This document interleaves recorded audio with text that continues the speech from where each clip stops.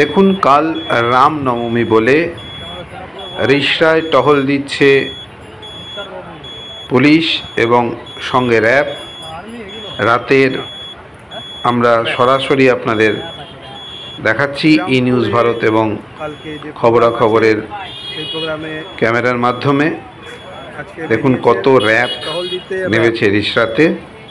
কালকে এই রিষড়ার ওপর দিয়েই যাবে রামনবমী শোভাযাত্রা, যাতে কোনো রকম গণ্ডগোল না হয় তার জন্য প্রশাসন একদম রেডি হয়ে আছে। রাত থেকেই টহল চলছে, দুদিন ধরেই চলছিল, আজ আরও বেশি করে, কারণ আগামীকাল রামনবমী, তাই আজ সারা রাত ধরে টহল চলবে রিষড়ায়। দেখতে থাকুন, সঙ্গে থাকুন ই নিউজ ভারত এবং খবরাখবর মোড়ের সাথে।